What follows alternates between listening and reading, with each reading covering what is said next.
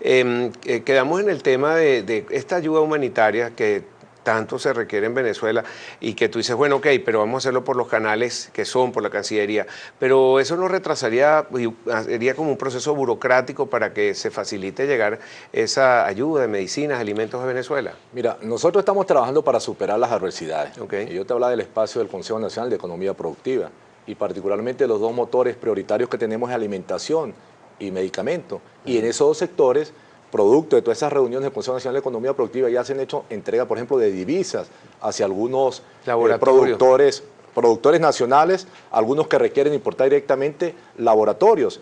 Ya está llegando también un suministro importante de alimentos a los puertos venezolanos. Por eso le digo yo que la derecha ha arreciado en los últimos días, porque todas estas acciones que se vienen desarrollando, este intercambio, esta toma de sugerencias, acciones que desarrolla el gobierno nacional, van a comenzar a generar en el muy mediano plazo ya resultados positivos hacia la población venezolana. Y eso a la derecha pues no le interesa, porque ellos cabalgaron sobre la guerra económica y continúan seguir en esa circunstancia. Y por eso es que nosotros siempre hacemos la invitación, y yo te iba a hacer referencia a la sesión de la Asamblea del día de ayer, porque vemos lamentablemente cómo legisladores de nuestro propio país solicitan la invocación de este tipo de instrumento que está convocado bajo un escenario que no es lo que está sucediendo en Venezuela. Están aplicando el artículo 20. Buscan aplicar el artículo 20 precisamente para obviar el artículo 17 y 18, donde se establece que los gobiernos tienen que participar cuando se rompe el orden constitucional, cuando se distorsiona. Se aplicó en Honduras, pero es que en Honduras hubo un golpe de Estado. Ahora, fíjate una cosa, Ramón, que nosotros vemos en la Asamblea que no ha podido salir ni una sola ley porque siempre el Tribunal Supremo está diciendo que todas las leyes que ustedes están legislando son inconstitucionales, y eso te afecta a ti también como diputado, porque tú también estás formando parte de la solución de algunas de esas leyes que pueden facilitar las cosas, y eso es lo que creo que Almagro hace referencia. ¿Tú consideras que sí hay separación de poderes en Venezuela? Sí, mira. Ese es el segundo punto de Almagro. El primero te dije la declaratoria de esa crisis humanitaria. El segundo tiene que ver con el tema de las leyes que son objetadas por el Tribunal Supremo de Justicia. Claro, pero si tú estableces leyes que están fuera del marco de la ley, que chocan con algunos principios constitucionales, evidentemente la Sala Constitucional como máximo intérprete tiene que considerarlo. Nosotros vimos cuando la ley de amnesia criminal, hasta los estafadores inmobiliarios iban a ser favorecidos con ese tipo de ley. Traficantes de droga. Eso está allí porque son documentos. Pero no se puede modificar algunas de esas leyes, de algunos de esos decretos que vienen dentro de la ley. Claro, pero tú tienes que tenerla establecido y que cumpla con un marco legal.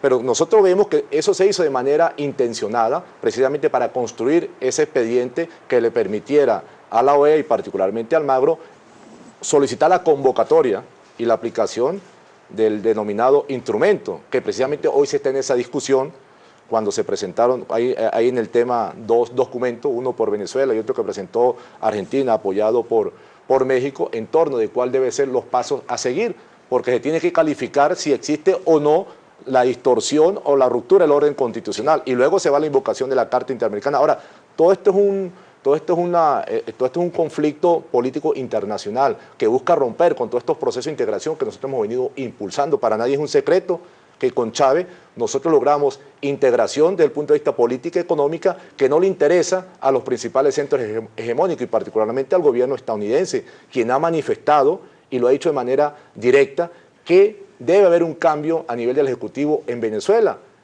Obama este año cumple su periodo y es mucho más peligroso. Pero ese mismo Obama está haciendo relaciones nuevamente con Cuba después de 50 años y la Iglesia fue precisamente quien hizo esas relaciones. Y aquí en Venezuela tengo entendido que no se aceptó la ayuda de la Iglesia para un diálogo, para una intermediación. Venía el exnuncio Parodi, que trajo a Paul Gallagher, era el que venía y que no se aceptó esa intermediación. Uno de los interlocutores del gobierno dijo que no. ¿Tienes alguna información al respecto? No, correspondería a la parte de Cancillería mencionar eso. Yo pudiese decir que con toda la... No podemos nosotros juzgar a todos los feligreses o los seguidores de determinada religión, pero con la conferencia episcopal, con la cúspide, es difícil nosotros conversar pero aquí en Venezuela cuando ellos promovieron y participaron en su momento del golpe de Estado. Claro, pero estamos hablando de estos actores que actualmente están a la cabeza de la conferencia Pero iba a episcopal. venir el canciller, el mismo que hizo las negociaciones en Canadá entre Cuba y los Estados Unidos. ¿Por qué no se acepta ese mismo interlocutor en Venezuela que puede ayudar entonces a flexibilizar todo este juego que está trancado? Pero fíjate, ahorita tenemos 3 vicepresidentes con una trayectoria importante entre sus países de gestión que han impulsado, que han fortalecido las democracias, y precisamente el gobierno nacional lo ha aceptado conjuntamente con UNASUR, no los expresidentes tarifados, ¿verdad? Que por ejemplo no se ocuparon por los 43 muertos en México, los desaparecidos, entonces quieren venir a jugar y darnos lecciones de derechos humanos acá en Venezuela. Diputado, el tiempo es muy corto y quiero hacerle una última pregunta. Este fin de semana se llevaron a cabo algunas especies de negociaciones con algunos miembros expresidentes y que forman parte del UNASUR, hablaron con la oposición, el gobierno. La oposición habló muy claro cuáles son las condiciones que ellos quieren para un diálogo, pero no tenemos muy claras las peticiones que haría el gobierno. ¿Tú crees que alguna de estas peticiones era precisamente que no se tratara de invocar o activar esa carta interamericana? ¿Qué negoció la Cancillería allá, Jorge Rodríguez, Jagua, que estuvieron allá en esa? ¿No tienes información? No, la vocería oficial corresponde a otros actores que designa el presidente de la República. Pero yo lo que puedo destacar es que nosotros siempre hemos estado abiertos al diálogo, muy por el contrario de lo que a veces se quiere hacer ver. Después del golpe de Estado, precisamente con la OEA y estando el secretario general César Gavidia, se estableció una mesa de diálogo. Entonces, mientras que conversábamos con la oposición, por debajo estaban fraguando el paro petrolero. 2002, corrijo, cuando el golpe de Estado y después el paro petrolero.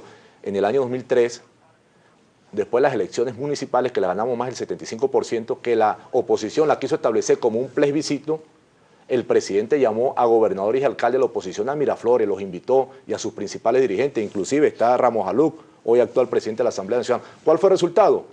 La salida, más de 43 muertos, 800 heridos, y paremos de contar todos los destrozos públicos y privados. Ahora, el poder lo ostentan por 17 años, y claro, lo hemos visto, y lo que se trata es hacer un diálogo, porque bueno, de hecho en la Asamblea ganaron por mayoría, que era el pueblo venezolano pidiendo un cambio. ¿Cómo podemos entonces ver que esta gente también tenga voz? Eso es lo que se está buscando. No, es que yo te estoy colocando 2 ejemplos que nosotros hemos convocado al diálogo de manera muy pública, y cuál ha sido la respuesta por parte de la derecha.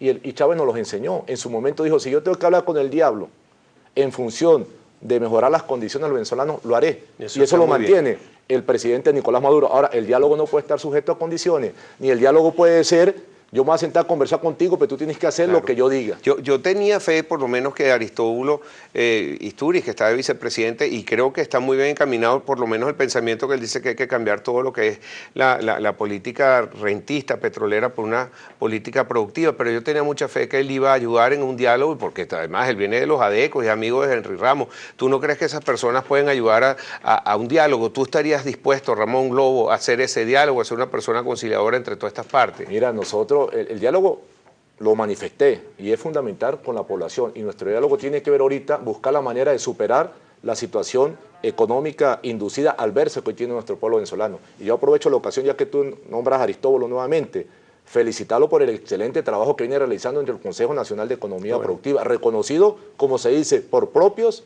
y extraños. Está bien. Y eso demuestra la firme vocación que nosotros sí hemos tenido, y más aún cuando está en juego los intereses de la patria y, por supuesto, la necesidad, vuelvo a destacarlo, de superar esta situación económica, la cual en los próximos días, y producto, la reacción que hoy vemos en la derecha es precisamente porque saben que vamos a tener resultados positivos. Bueno, Ramón, te agradezco muchísimo que hayas venido nuevamente, y dile a los compañeros que también pueden venir al programa y discutir y tener voz también aquí en el programa con todo el Pensil en Globovisión. Estamos dispuestos, no solamente bueno, dile a los amigos que vengan, los voceros de la Revolución Bolivariana, a exponer nuestros criterios. Muchísimas gracias. Ramón Lobo, diputado por el PSUV y miembro de la Comisión de Finanzas y Desarrollo Económico de la Asamblea Nacional. La próxima vez espero hablar más de economía que de temas internacionales. Nosotros ya regresamos después de Ver si habla verde aquí en Con todo el Pensil, Globovisión.